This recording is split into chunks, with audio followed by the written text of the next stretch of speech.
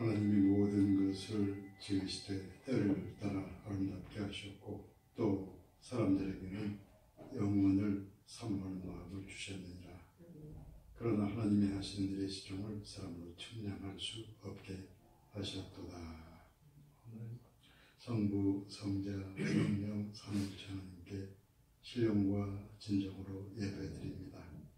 온 땅에 많은 일들이 임해서 우리가 어찌할 바를 모르고 있을 때 주께서 말씀을 통하여 깨우치시고 하나님께 드리는 예배를 통하여 하나님의 능력과 지혜와 은혜를 허락하시옵소서.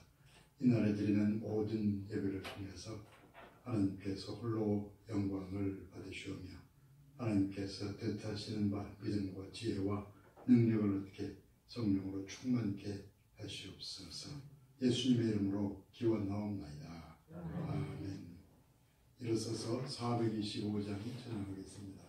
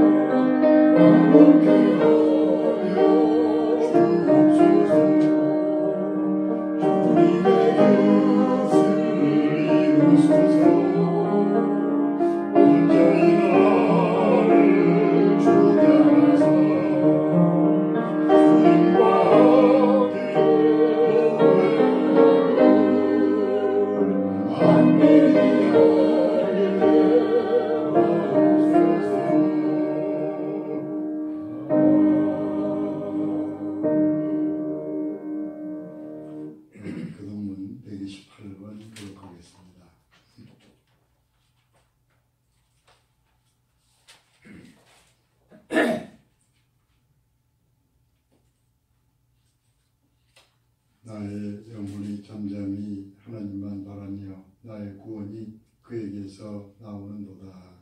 오직 그만이 나의 반석이시오 나의 구원이시오 나의 요새이시니 내가 그에게 흔들리지 아니하리라. 넘어지는 담과 흔들리는 울타리같이 사람을 죽이려고 너희가 일제히 공격하기를 언제까지 하려느냐. 그들이 그를 그의 높은 자리에서 떨어뜨리기만 꾀하고 거짓을 즐겨하니 입으로는 축복이요 속으로는 저주로다. 나의 영혼아 잠잠히 하나님만 바라라. 무릇 나의 소망이 그로부터 나오는도다. 오직 그만이 나의 반석이시요 나의 구원이시요 나의 요새이시니 내가 흔들리지 아니하리라. 나의 구원과 영광이 하나님께 있으며 내 힘의 반석과 피난처도 하나님께 있도다. 백성들아 스스로 그를 의지하고 그의 앞에 마음을 토하라. 하나님은 우리에게 피난처시다. 아멘. 신앙 고백하겠습니다. 나는 전능하신 아버지 하나님 전지의 창조주를 믿습니다. 나는 그의 유일하신 아들 우리 주 예수 그리스도를 믿습니다. 그는 성령으로 잉태되어 동정녀 마리아에게서 나시고 본디오 빌라도에게 고난을 받아 십자가에 못 박혀 죽으시고 장사된 지 사흘 만에 죽은 자 가운데서 다시 살아나셨으며 하늘에 오르시어 전능하신 아버지 하나님 우편에 앉아 계시다가 거기로부터 살아있는 자와 죽은 자를 심판하러 오십니다. 나는 성령을 믿으며 거룩한 공교회와 성도의 교제와 죄 죄를 용서받는 것과 몸의 부활과 영생을 믿습니다. 아멘. 자리에 앉으시기 바랍니다. 469장 찬양하겠습니다.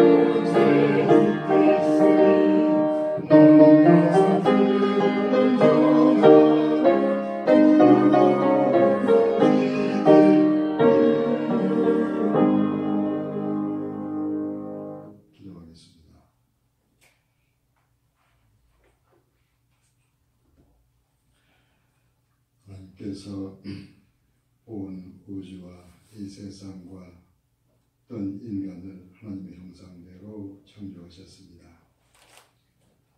하나님을 등진 인간 세상에서 하나님께서 일어나는 많은 일들을 지켜보십니다. 온 땅에 큰 재앙이 임했고 우리가 많은 어려움 중에 부르짖으며 오랫동안을 살아왔습니다.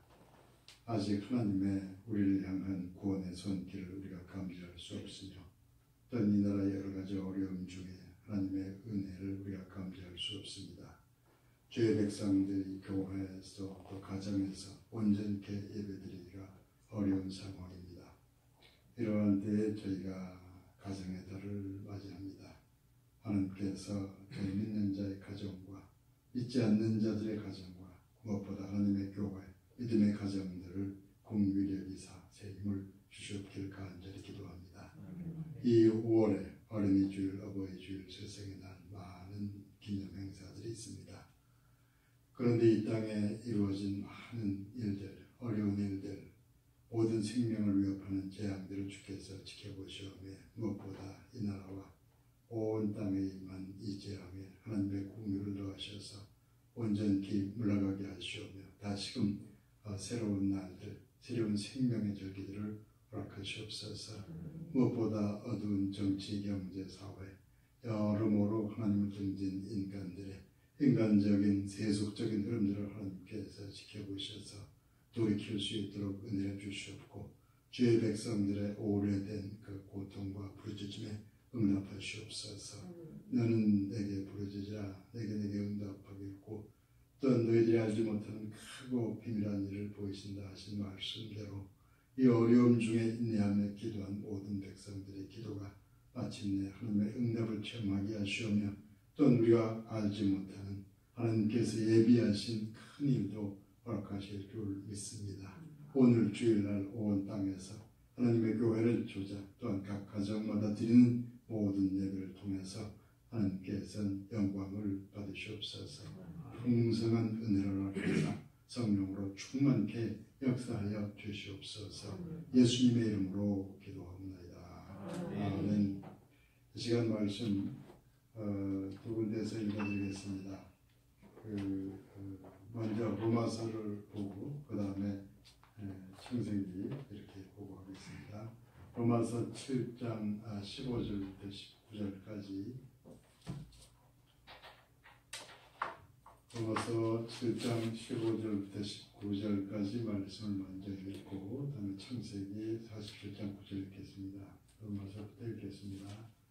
로마서 7장 15절부터 내가 행하는 것을 내가 알지 못하느니 곧 내가 원하는 것은 행하지 아니하고 도리어 미워하는 것을 행하니라. 만일 내가 원하지 아니한 그것을 행하면 내가로서 율법이 선한 것을 시인하노니 이제는 그것을 행하는 자가 내가 아니요 내 속에 거하는 죄이니라. 내 속 곧 내 육신에 선한 것이 거하지 아니하는 줄을 아노니 원함은 내게 있으나 선을 행하는 것은 없노라. 내가 원하는 바 선은 행하지 아니하고 도리어 원하지 아니하는 바 악을 행하는도다. 아멘. 창세기 47장 9절 1절 읽어드리겠습니다.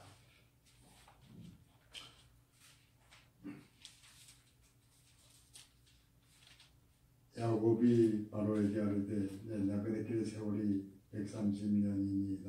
내 나이가 얼마 못 되니 우리 조상의 나그네 길의 연주에 미치지 못하나 험악한 세월을 보내었나이다. 아멘. 네, 특별 전향 이후에 말씀을 전하겠습니다.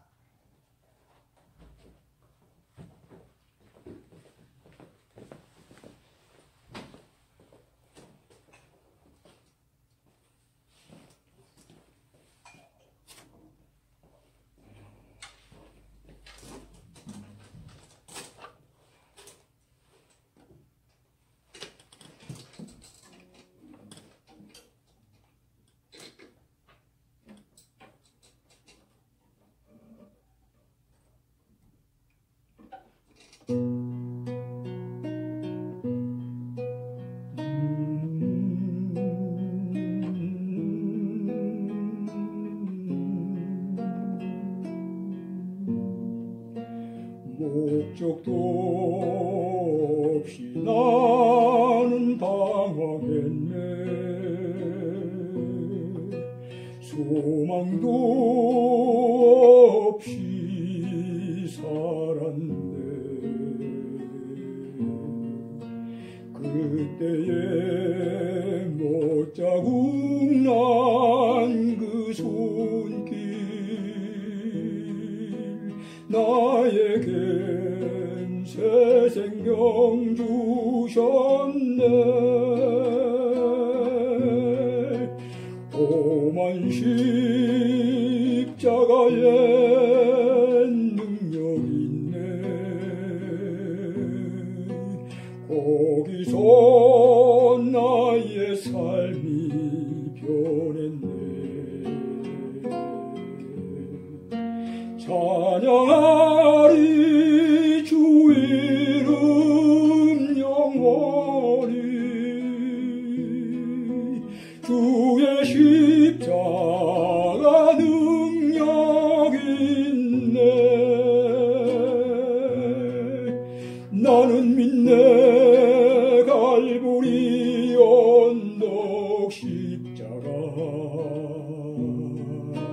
나는 믿네 그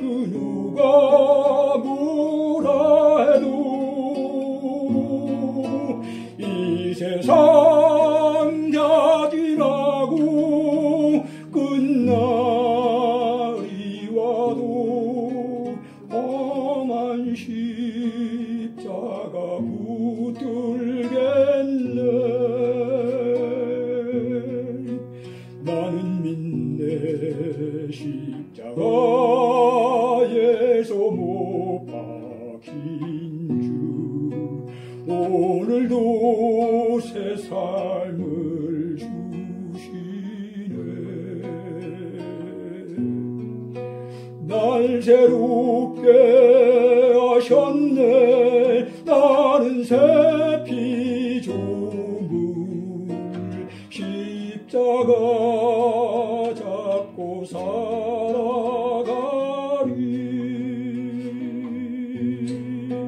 나는 믿네 갈보리 언덕 십자가. 나는 믿네 그 누가 뭐라 해도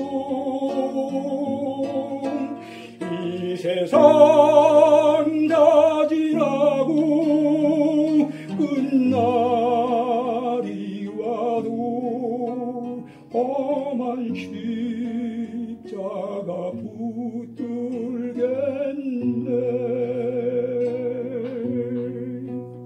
험한 십자가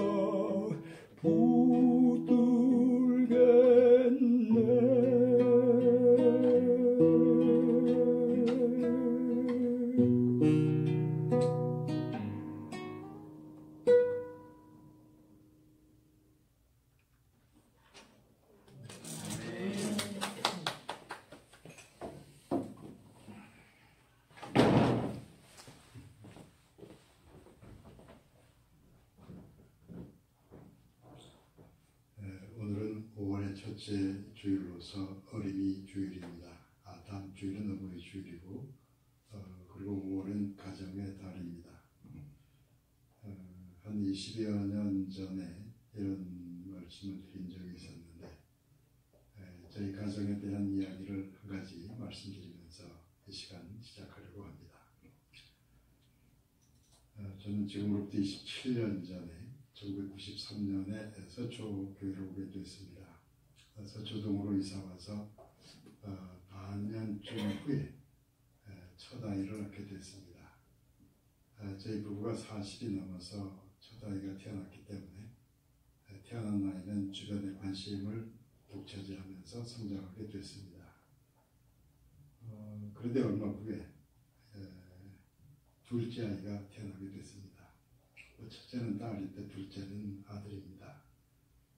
그때만 해도 그 아들을 소중히 여기는 분위기가 꽤 남아 있었습니다. 그러니까 이제 주변의 관심은 그 둘째에게 쏠리게 됐습니다. 그래서인지 이제 3살이 되어가던 그 첫째 아이가 이상해지기 시작했습니다. 저는 사람들이 다 자기만 사랑했는데 이제는 모든 관심이 그 갓난 동생에게 쏠리는 것을 견디기가 어려웠던 겁니다. 그래서 엄마 아빠가 동생만 사랑한다고 자꾸 울면서 아이가 이상하게 변하고 있었습니다. 그렇게 설명을 하고 아무리 달래도 별 소용이 없었습니다. 그래서 고심하다가 뭔가 구체적으로 아이를 위해서 해야 되겠다는 생각을 했습니다.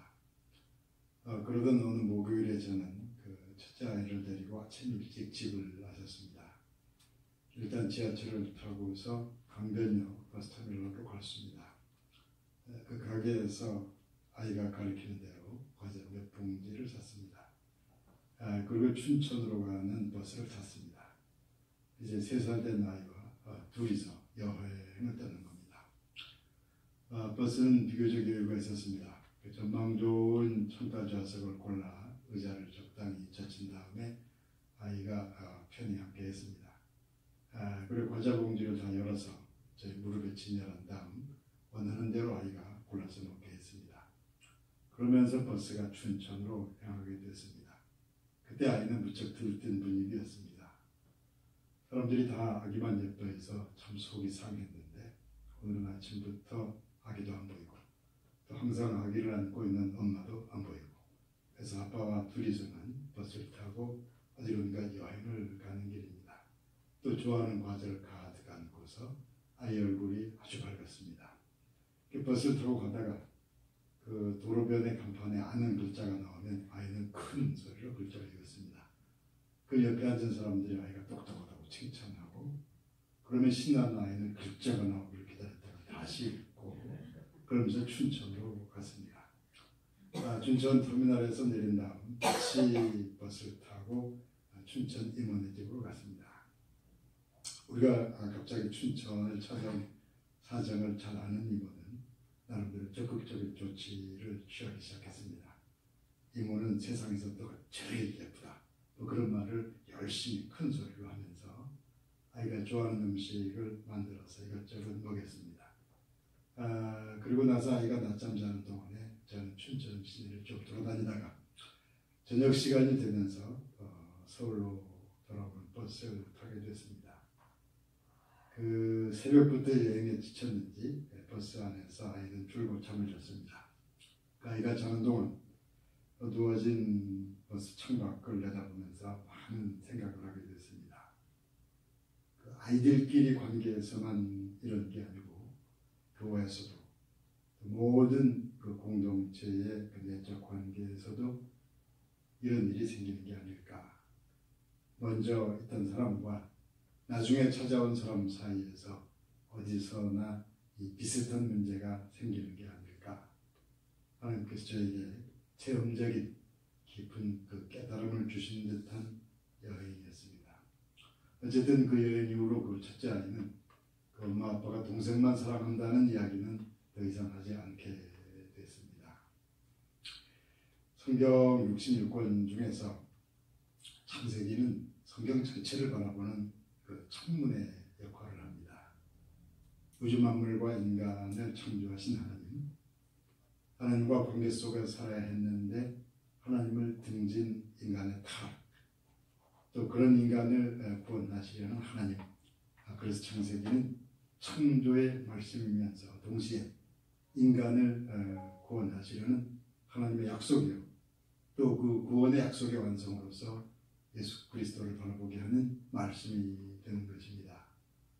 자, 그런데 그 창세기가 구원의 말씀이라면 하나님의 구원을 필요로 하는 인간의 구체적인 어려움이 있을 텐데 그 구체적인 어려움이 어떤 것인지를 알아볼 필요가 있을 겁니다.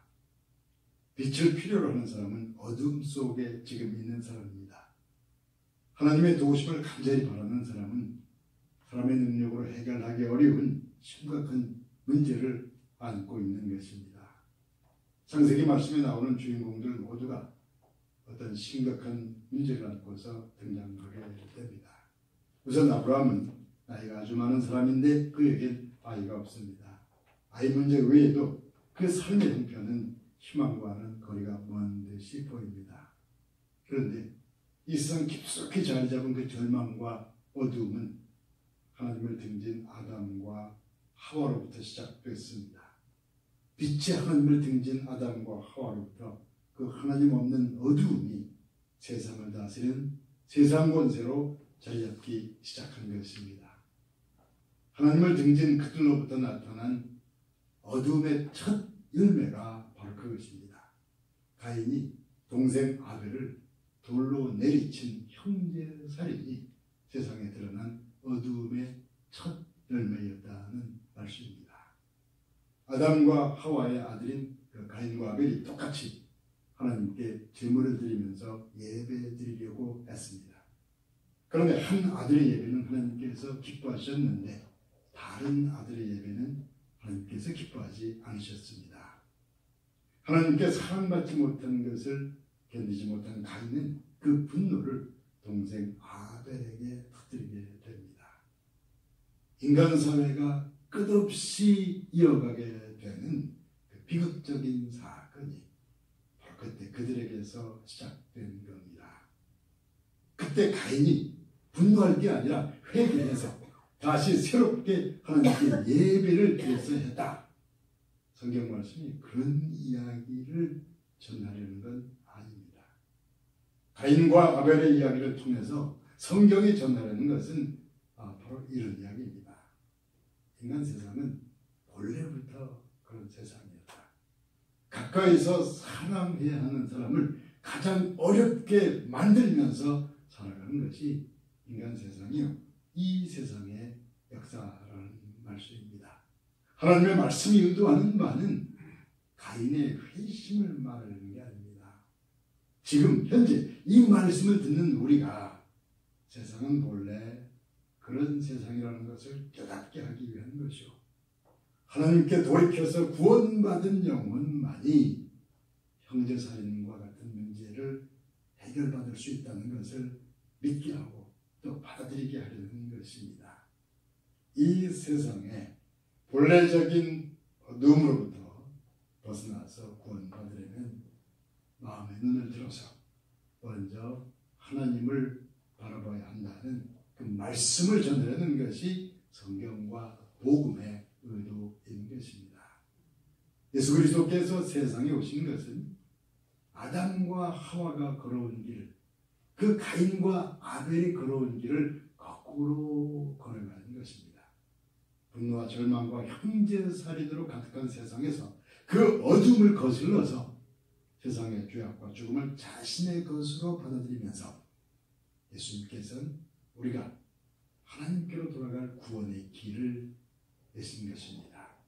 그런데 예수 그리스도께서는 같은 민족이요 형제인 유대인들에 의하여 십자가에 죽으셨습니다. 하나님의 아들은 형제 살인의 방식으로 희생되셨습니다.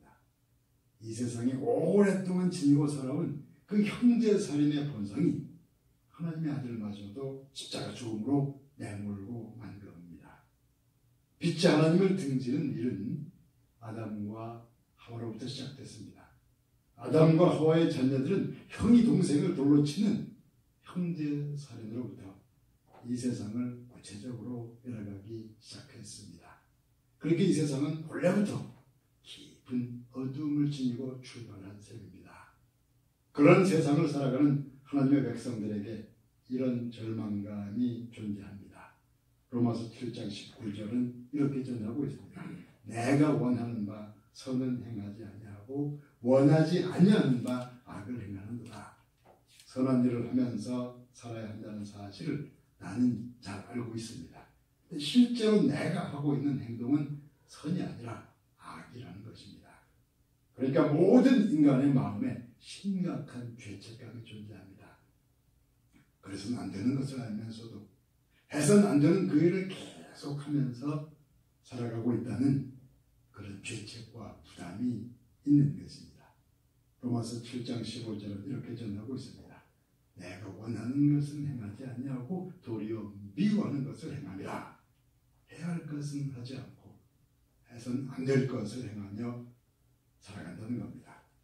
그런 문제가 한 개인의 문제만이 아니라 사회와 교회 전체의 문제라는 것이 이 시간에 여러분들에게 드리고 싶은 말씀입니다. 현재 대한민국은 코로나 바이러스와 함께 세상을 앞서가는 나라로 알려지게 됐습니다. 실제 이 나라의 내적인 사정은 형제 살인의 분위기에 더 가깝습니다. 세대 간의 갈등이 어느 때보다 더 심각한 시기입니다. 부모와 자녀 사이에 이 시대를 바라보는 시각이 전혀 다른 경우가 많습니다. 미국과 중국 사이의 적대감보다는 우리 안에서의 갈등과 분열이 더 심각합니다. 정치 권력자는 그 갈등을 해결하기보다는 갈등을 활용해서 뭔가 다른 일을 추진해가려고 합니다. 코로나 바이러스는 우리를 대단한 백성이라고 칭찬하는 판데 우리의 정치, 경제, 사회, 내적인 관계는 우리를 조롱하는 듯 합니다. 우리의 바깥 모습과 우리의 내적 모습 사이의 분열이 아주 심각합니다. 이런 갈등과 분열에 너무 익숙해진 것인지 열심히 기도해오던 사람들도 이제는 할 말을 잊어가는 듯 합니다. 그러니까 어쩌라는 말인가? 그 질문에 대답하면서 창세기에 나오는 야곱과 요셉에 대한 말씀을 드리면서 이 시간을 마치려고 합니다. 야곱은 나이가 많이 들어서 애굽의 총리가 된 아들 요셉을 따라서 애굽으로 옮겨가게 됩니다. 그때 애굽 왕 바로 앞에 서게 됐을 때 야곱은 창세기 47장 9절을 통해서 나는 험악한 인생을 살아온 사람이라고 자신을 소개한 바 있습니다. 그 말 그대로 야곱은 아주 험한 인생을 살았던 사람입니다.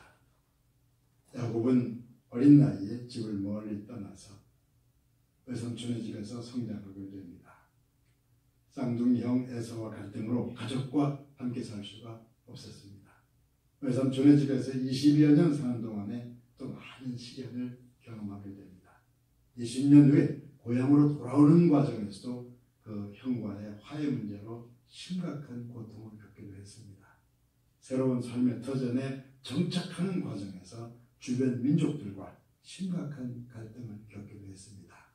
그런 많은 어려움을 겪는 과정에서도 야곱은 아내 라헬을 사랑했고 라헬의 소생인 요셉을 사랑했습니다. 그런데 라헬은 막내 베냐민을 낳던 중에 세상을 떠나고 맙니다. 그래서 야곱은 그 라헬의 소생인 총명한 아이 요셉을 사랑하며 살았습니다.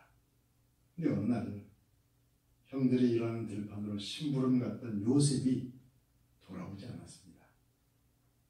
형들은 들판의 짐승이 요셉을 잡아먹었다고 했습니다. 그때 그 일이 얼마나 슬펐는지 야곱은 그 누구의 위로도 받아들이지 않았다고 합니다. 그 늙음하게 야곱은 아무런 낙이 없이 살았던 겁니다. 야곱의 인생은 그것으로 끝나지 않았습니다. 온 천하에 가뭄이 들었을 때 야곱은 놀라운 소식을 듣게 됩니다. 그때 잃어버린 야곱이 그렇게 사랑했던 요셉이 살아있다는 겁니다. 또 애굽의 총리가 되어서 말입니다. 꿈에서도 생각할 수 없는 일이 일어난 겁니다. 그 야곱의 일생은 그 고된 것으로 험악한 인생으로 끝난 게 아닙니다.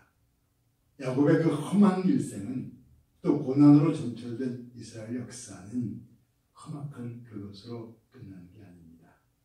수없는 고난과 좌절로 가득한 이 나라 하나님의 백성들의 역사도 결코 좌절로 어두움으로 끝나지 않을 것을 믿으시기 바랍니다.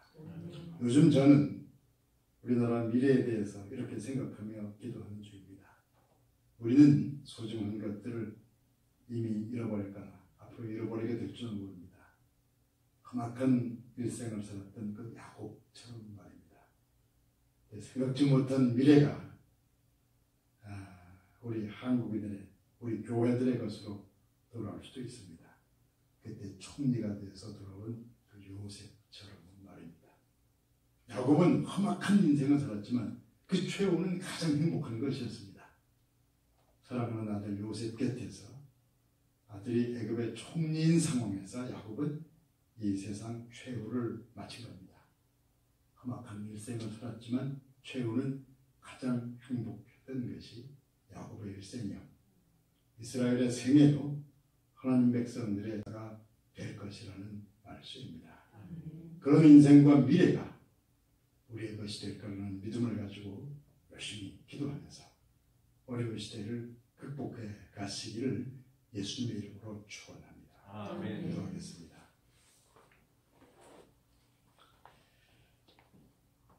어려운 시대를 살아가는 주의 백성들에게 말씀의 능력과 성령의 은사를 더하셔서 너희 믿음으로 승리하며 살게 인도하시옵소서. 많은 어렵고 험악한 일들이 닥쳐도 마침내 그를 넘어서 하나님께서 예비하신 부활과 영광과 승리의 미래를 바라보며 기도하며 다시금 일어서게 역사하시옵소서. 예수님의 이름으로 기도하옵나이다. 아멘. 445장 찬양하겠습니다.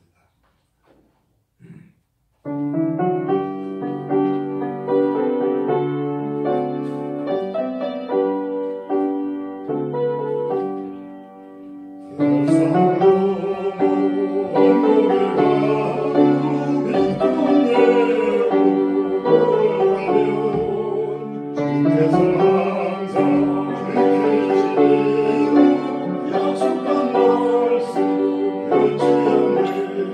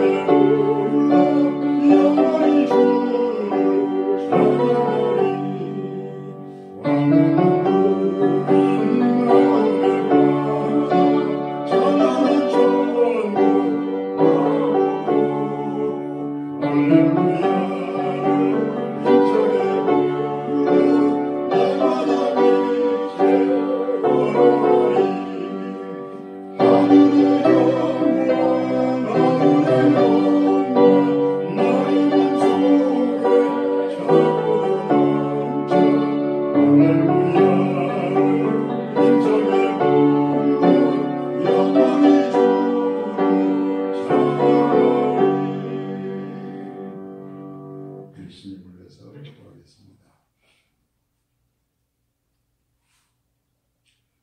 하나님께 예배를 드리며 여러 모양으로 예물을 드립니다. 예물을 기뻐 받으시오며 하나님의 선하신 뜻을 쫓아 쓰임받게 하시옵고 또 열매를 맺게 하시옵소서. 어려운 시대를 살아가는 주의 백성들의 모든 삶을 보살피시고 은혜를 내리셔서 하나님께 나올 때는 감사로 자원하는 마음으로 드리며 이웃을 살펴서 선행할 수 있도록 하나님께서 주의 백성들의 삶을 강건케 하시옵소서. 예수님의 이름으로 기도합니다. 아멘. 그 소식 말씀드리겠습니다. 해마다 5월 첫 주가 어린이 주일이고 다음 주일도 어버이주일, 스승의 날 이렇게 쭉 이어져 갑니다. 올해는 참 어렵게 이렇게 오고 있는데 여러분들 한두 주 지나면서 좀 정상화의 광고를 드리도록 하겠습니다. 어쨌든 지금은 조금 더 이 상태로 기다려야 될 때고 예배 때에도 해오신 대로 마스크도 쓰시고 거리두기에 좀 신경을 쓰시기를 부탁드립니다. 강단 훈화 금북성 권사님께서 하셨습니다. 우리 일어서서 595장 찬양하고 축도하겠습니다.